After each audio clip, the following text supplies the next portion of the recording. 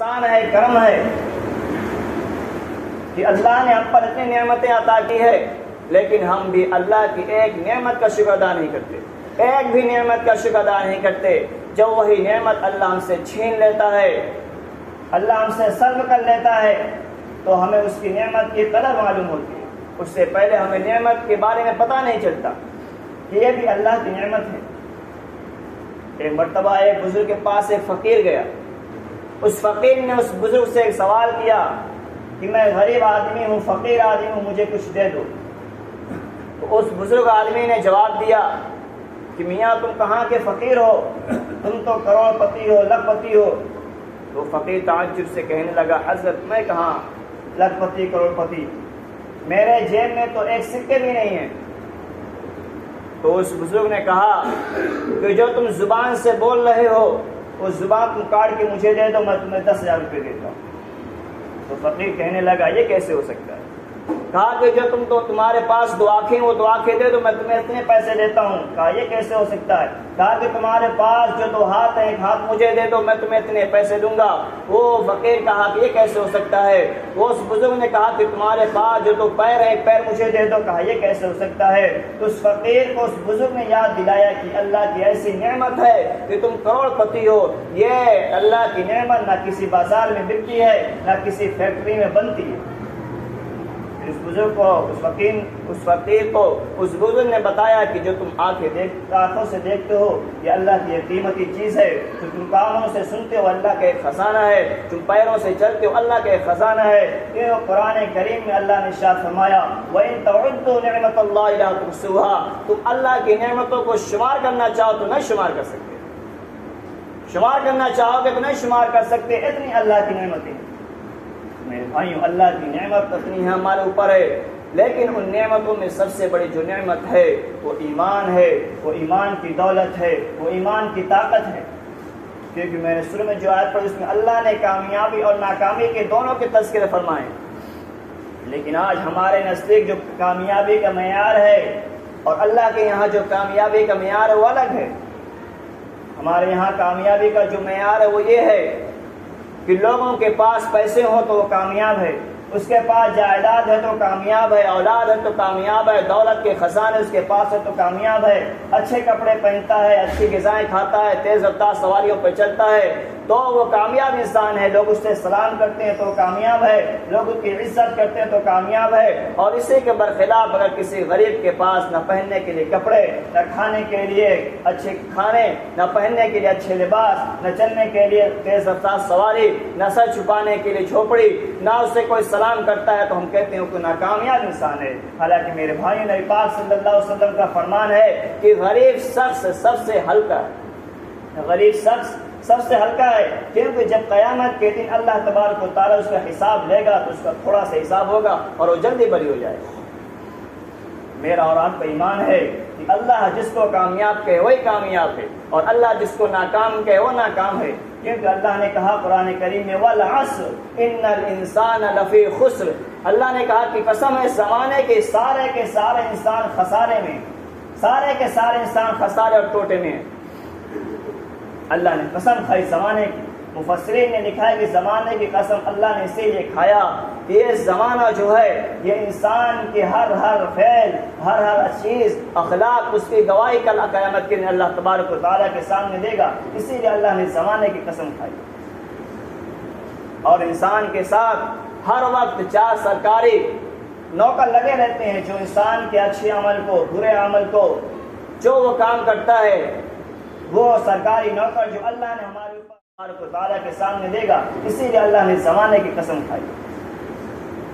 اور انسان کے ساتھ ہر وقت 4 سرکاری نوکر لگے رہتے ہیں جو انسان کے اچھے عمل کو، برے عمل کو، جو وہ کام کرتا ہے وہ سرکاری نوکر جو اللہ نے ہمارے اوپر بنا رکھے ہوئے ہیں وہ سب لکھتے رہتے ہیں۔ سب سے پہلا جو گواہ ہوگا وہ زمین ہوگی، وہ زمین ہوگی جو سب سے پہلے کل قیامت کے دن گواہی دے گی، وہ زمین ہوگی، وہ زمین جس پہ بیٹھ کر ہم سجدہ کرتے ہیں تو کل قیامت کے دن یہ زمین کہے گی یہ اللہ یہ بندہ تیرے سامنے جھکتا تھا، کیونکہ اللہ نے قرآن کریم میں فرمایا یومئذ تحدث اخبارہا کہ کل قیامت کے دن زمین اپنی خبریں بیان کر دیں گی، اپنی باتیں بیان کر دیں گی۔ اگر انسان زمین پر بیٹھ کر شراب پیتا ہے، زنا کرتا ہے، چوری کرتا ہے، ڈاکہ ڈالتا ہے، غیبت کرتا ہے، چغلی کرتا ہے، لوگوں پر ظلم کرتا ہے، لوگوں کی پگڑیاں اچھالتا ہے، اس کی ٹوپیاں اچھالتا ہے، تو کل قیامت کے دن یہ زمین اس کے خلاف گواہی دے گی۔ اور دوسرا گواہ جو ہے وہ کرامن کاتبین ہے، جو انسان کے ہر ہر فعل کو، اس کی ہر ہر حرکت کو، اس کی ہر ہر کام کو، اس کی ہر ہر بول کو وہ کرامن کاتبین لکھتے ہیں۔ اللہ نے کہا کرامن کاتبین یعلمون ما تفعلون۔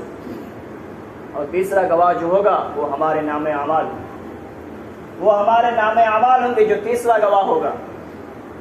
وَإِذَا الصُّحُفُ نُشِرَتْ، کل قیامت کے دن اللہ تبارک و تعالیٰ نام اعمال کو کھول دے گا۔ مفسرین نے لکھا ہے کہ کل قیامت کے دن ایک ہوا چلے گی اور نام اعمال ہوا میں اڑتے ہوئے ہر انسان کے ہاتھ میں چلا جائے گا۔ جب ان کے ہاتھ میں پہنچے گا تو کہیں گے ما لہذا الکتاب لا یغادر صغیرۃ ولا کبیرۃ الا احصاها، میرے نام اعمال کو کیا ہو گیا، میرے رجسٹر کو کیا ہو گیا جس نے چھوٹی سی چھوٹی بات کو اور بڑی سی بڑی بات کو لکھ رکھا ہے، اور میں نے جو مزاق میں کہا تھا اس کو بھی لکھ رکھا ہے۔ اور جو چوتھا ہمارا جو گواہ ہوگا وہ ہمارے خود کے اعضاء ہوں گے، ہمارے خود کے اعضاء ہوں گے۔ آج ہم انہی ہاتھوں سے لوگوں پر ظلم کرتے ہیں، داڑھی مارتے ہیں، دوسروں کی غیبتیں بیان کرتے ہیں اسی زبان سے، اور غلط چیزیں دیکھتے ہیں اسی آنکھوں سے، غلط محفلوں میں جاتے ہیں اسی پاؤں سے، اور اسی ہاتھ سے لوگوں پر ظلم کرتے ہیں، یتیموں پر ظلم کرتے ہیں۔ تو کل قیامت کے اللہ نے کہا الیوم نختم علی افواہہم وتکلمنا ایدیہم وتشہد ارجلہم بما کانوا یکسبون، کہ ہم تمہارے منہ پر بند کر دیں گے، تمہارے منہ پر مہر لگا دیں گے، اور جو گواہی دیں گے وہ تمہارے ہاتھ دیں گے، تمہارے پاؤں گواہی دیں گے۔ میرے بھائیو، ہر چیز گواہ دے گی، ہر چیز گواہی دے گی۔ اسی لیے اللہ نے پھر آگے کہا الا الذین آمنوا وعملوا الصالحات، مگر وہ لوگ جو ایمان لائے اور عمل صالح کیے وہ کامیاب ہوں۔ ہم تو ایمان والے ہیں، صرف عمل صالح کی ضرورت ہے، عمل صالح کی ضرورت ہے کہ اللہ نے جن چیزوں سے ہمیں روکا ہم رک جائیں۔ عمل صالح کا مطلب ہے کہ اللہ نے جو ہمیں کرنے کو کہا، جو شریعت نے ہمیں اجازت دی، جو نبی پاک صلی اللہ علیہ وسلم نے ہمیں بتایا، انہیں کو پورا کریں، یہ عمل صالح ہے۔ ان میں نہ کسی کی ریاکاری ہو، نہ دکھاوا ہو، صرف اللہ کی رضا کے لیے ہو، تو یہ عمل صالح ہے۔ کیونکہ قرآن کریم 1400 سال سے یہ ندا لگا رہا ہے کہ والعصر ان الانسان لفی خسر، قسم ہے زمانے کے سارے انسان خسارے میں ہے، مگر الا الذین آمنوا وعملوا الصالحات، کہ وہی انسان کامیاب ہے جو ایمان لا اور صالح کیا۔ کیونکہ اللہ نے انسان کو سب سے اچھا پیدا کیا تھا، اپنا خلیفہ بنایا تھا، فرشتوں سے بھی سجدہ کروایا تھا، لیکن ثم رددناہ اسفل سافلین، اگر انسان نے غلط کام کیا تو اللہ اس کو نیچے دھکیل دے گا، اور پھر کیا ہوگا اولئک کالانعام بل هم اضل، کہ وہ چوپاؤں سے بھی زیادہ غیر گزرے ہو جائیں گے۔ اسفل سافلین، اگر انسان نے غلط کام کیا تو اللہ اس کو نیچے دھکیل دے گا، اور پھر کیا ہوگا اولئک کالانعام بل هم اضل، کہ وہ چوپاؤں سے بھی زیادہ غیر گزرے ہو جائیں گے۔ کیونکہ جانور کا کام ہے، وہ جانور اپنا کام کرتا ہے، لیکن آج انسان جانور کی طرح کام کرتا ہے، تو اللہ نے کہا اولئک کالانعام، یعنی وہ جانور کی طرح ہو جائیں گے، بلکہ کیا کہا بل هم اضل، بلکہ ان سے بھی زیادہ غیر گزرے ہو جائیں گے۔ جب وہ جانور کی طرح کام کریں گے تو جانور سے بھی آگے بڑھ جائیں گے، لیکن اگر وہ انسان کی طرح رہے گا، اور جس طریقے سے اللہ نے اس کو پیدا کیا، اپنا خلیفہ بنا کے پیدا کیا، اپنا نائب بنا کے پیدا کیا، اگر وہ انسان اسی پر چلتا رہا تو الا الذین آمنوا وعملوا الصالحات کو مستاق مل جائے گا۔ آج ہمارے پاس وہ آنکھیں ہیں جو اللہ کو دیکھ سکتی ہے، اللہ کی شناخت کر سکتی ہے۔ مولانا رومی نے ایک واقعہ لکھا ہے بہت عجیب و غریب، کہ ایک مرتبہ سلطان محمود غزنوی غریبوں کا لباس پہن کے اپنی رعایا کے دیکھنے کے لیے نکلا کہ میری رعایا پر تو کسی قسم کا ظلم نہیں ہو رہا ہے، آج کی طرح یہ بیٹھے ہوئے ظالم نہیں جو اپنے ہاتھوں سے ظلم کراتے ہیں، وہ بادشاہ نہیں تھا، یہ تو ظالم تھے، وہ بادشاہ تھے جو اپنی رعایا کو دیکھتے تھے کہ کوئی بھوکا تو نہیں سویا ہے، کوئی پیاسا تو نہیں سویا ہے، وہ بادشاہ تھے، آج کے بادشاہ نہیں۔ تو محمود غزنوی پرانا لباس پہن کے، فقیروں جیسا لباس پہن کے رات کو گشت کرنے نکلا، تو دیکھا کہ 5 آدمی ایک جگہ بیٹھے ہوئے ہیں اور گپ شپ کر رہے ہیں۔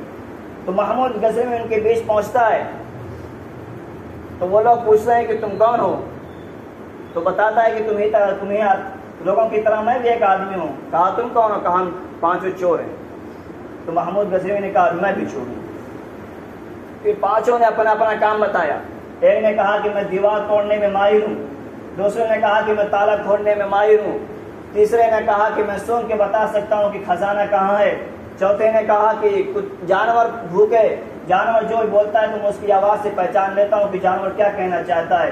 5ویں نے کہا کہ میرے پاس ایسی آنکھ ہے کہ میں رات میں اگر کسی کو دیکھ لیتا ہوں دن میں ہی پہچان لیتا ہوں۔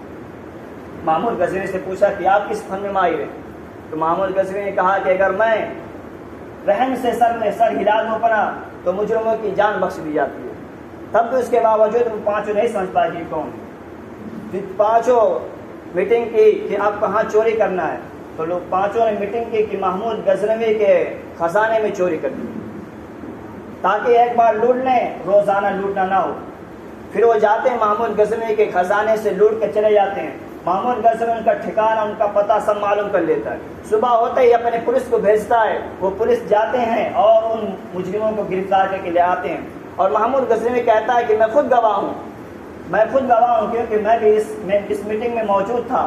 میں خود جانتا ہوں کہ انہوں نے چوری کی، اس لیے انہیں سزائے موت دی جائے، انہیں پھانسی دے دی جائے۔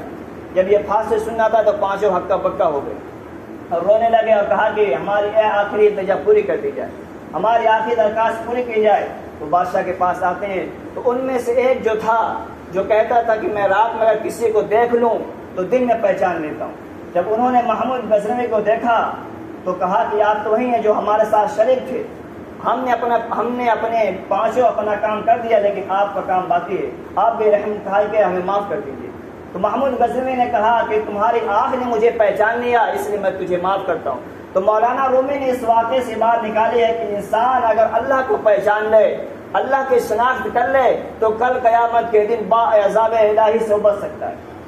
انسان عذاب الہی سے بچ سکتا ہے اگر انسان اللہ کو پہچان لے، اور اگر نہیں پہچانا تو کل قیامت کے دن اللہ تبارک و تعالیٰ اس کو عذاب چکھائیں گے۔ میرے بھائیوں، نبی پاک صلی اللہ علیہ وسلم نے ہمیں بتلا کے گئے ہیں اگر ہم انہیں باتوں پر، انہیں کاموں پر چلتے رہیں تو ہماری زندگی بھی کامیاب ہوگی، آخرت بھی کامیاب ہوگی۔ اللہ نے کبھی، اور اگر نہیں پہچانا تو کل قیامت کے دن اللہ تبارک و تعالیٰ اس کو عذاب چکھائیں گے۔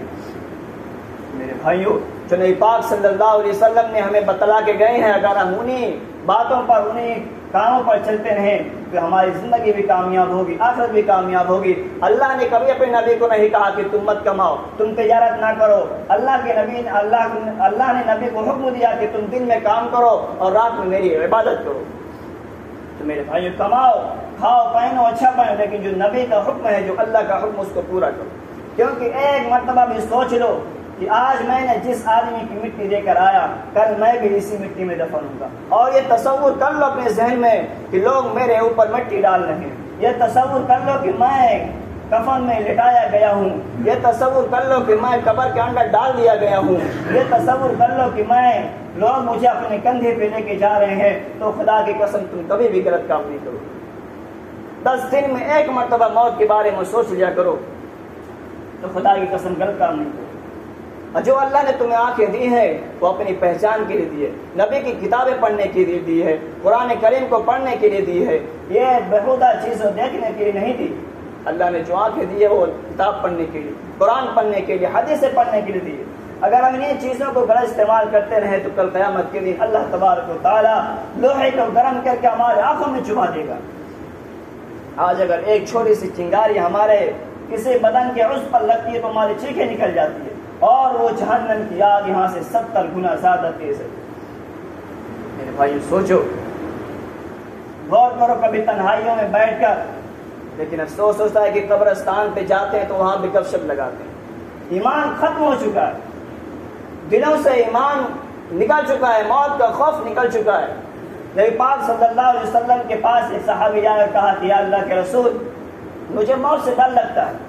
تو نبی پاک صلی اللہ علیہ وسلم نے کہا کہ تمہارے پاس پیسے ہیں؟ کیا اللہ کے رسول پیسے تمہیں کہاں سے اللہ کے راہ میں خرچ کیا کرو۔ جب تم اللہ کے راہ میں خرچ کرو گے تو تمہیں آگے جانے کا دل کہے گا. اللہ کے راہ میں جب خرچ کرو گے تو تمہیں آگے جانے کا دل کہے گا، یعنی موت سے ڈر نہیں لگے گا. آج ہم پیسے تو خرچ کرتے ہیں لیکن غلط کام پہ پیسے خرچ کرتے ہیں. پیسے تو خرچ کرتے ہیں، بےہودہ چیزوں پر خرچ کرتے ہیں. میرے بھائی پیسہ خرچ کرو. اگر اپنی صبح کو، اپنے دن کو اچھا بنانا چاہتے ہو تو اٹھتے ہی کچھ روپے صدقے نکال دیا کرو. اٹھتے ہی 1 روپے 2 روپے ایک گلک بنا اس میں ڈال دیا کرو. خدا کی قسم تمہاری اچھی گزرے گی. اور جو اللہ تمہیں ثواب دے گا اس کا بدلہ ہی الگ ہے، کیونکہ اللہ کا بدلہ کوئی نہیں دے سکتا. میرے بھائیوں، نبی پاک صلی اللہ علیہ وسلم کی باتیں مان کر چلو. دنیا میں رہتے ہوئے دنیا کی باتوں پہ چلو اور نبی پاک صلی اللہ علیہ وسلم کی باتوں پر بھی عمل کرو.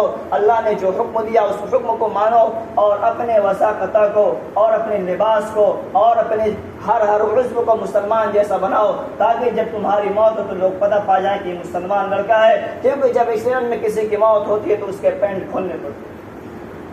افسوس ہوتا ہے. ایک مسلمان کی حیت غیروں سے الگ ہونی چاہیے، اس کا لباس غیروں سے الگ ہونا چاہیے، اس کی شناخت غیروں سے الگ ہونا چاہیے، تاکہ 100 کے مجلس میں 100 لوگوں میں پہچان لیا جائے کہ مسلمان. لیکن میرے بھائی 100 لوگوں میں 1000 لوگوں میں کھڑا کر دیا جائے 1 لاکھ، تب بھی تم مل جاتے ہیں، پتہ ہی نہیں کون مسلم ہے کون غیر مسلم. میرے بھائی اپنے اخلاق کو، اپنے کردار کو، اپنی ہر چیز کو نبی پاک صلی اللہ علیہ وسلم کے حکم کے تابع کر دو. دنیا میں کماؤ، پہنو اچھا لباس، تیز رفتار گاڑی پر چلو. اللہ نے منع نہیں کیا، نبی نے منع نہیں کیا، کیونکہ نبی پاک صلی اللہ علیہ وسلم کبھی گھوڑوں پہ بھی چلے، کبھی اونٹوں پہ بھی چلے، کبھی گدھے پہ بھی چلے، کبھی کھچر پہ بھی چلے، کبھی پیدل بھی چلے. تو اس لیے اگر آپ کے پاس پیسے ہیں تو اچھی گاڑی لو، اس سے کم ہے تو اس سے کم گاڑی لو، نہیں ہے تو پیدل بھی چلو. میرے نبی پاک صلی اللہ علیہ وسلم کی زندگی کو دیکھ لو کہ میرے محبوب بھی پیدل چلتے تھے. اللہ تبارک و تعالی مجھے اور آپ